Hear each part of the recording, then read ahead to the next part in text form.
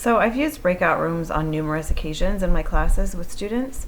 One of the ways that I found to be effective in engaging students is actually giving them credit for participating in something in a breakout room. So for example, one week I had a discussion prompt that I felt like would be meaningful to do live, and so I offered the option for students to come on Zoom and create a space for them in the Zoom room in order to complete that discussion prompt that they would have normally had to do written.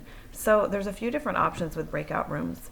One of them is, depending on how many students you have, you can assign automatically. So you can say, I want the students, if I've got 15 students, I want 5 in each, I'm going to create 3 breakout rooms. Or maybe I want smaller, and so I create 5.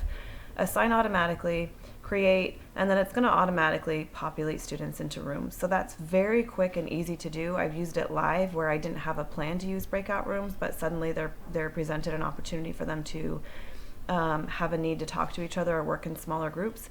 And so I've just simply popped this open really quick while I was talking, selected assign automatically, choose the number of rooms, create, and they're off.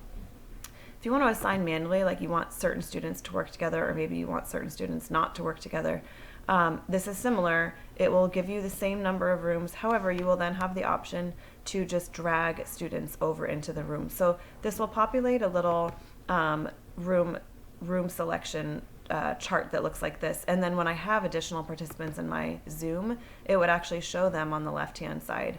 And so I would then be able to actually select the student and drag them over into a room. Or you can select assign, and then it will automatically put people in rooms again like you have here.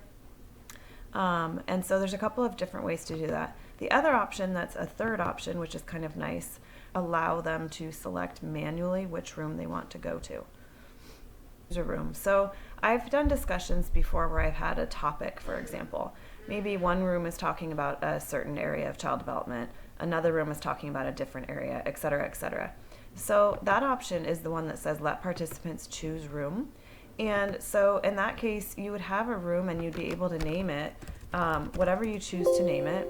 And students would then be able to go themselves to the list of breakout rooms and choose whichever room they wanted to go to participate. Once they've gone into a room, they can actually switch rooms and go back and forth between rooms or go into different rooms. And you as a host can see who's in which room and what they're doing. So this is a really nice feature if you want to give them an option. Again, I think it elicits more participation. It gives them engagement and the ability to choose what they're interested in, which hopefully then gives you buy-in and better participation. So breakout rooms are a nice feature. There's a lot of different things you can do with them. They're super easy to use, and you maintain all the control over what happens in the rooms. You can bring students back at any time that you want to.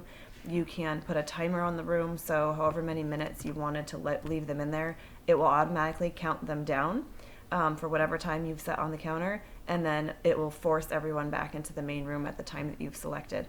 If you don't want there to be a time on it, then you can leave it without a timer, and then once the rooms were open and you had students in them, you have this message that says close all rooms, and again, that's an immediate closure. So once you select that, all the rooms are closed and everyone comes back to the main room where you are, and so you really maintain control over those rooms no matter what.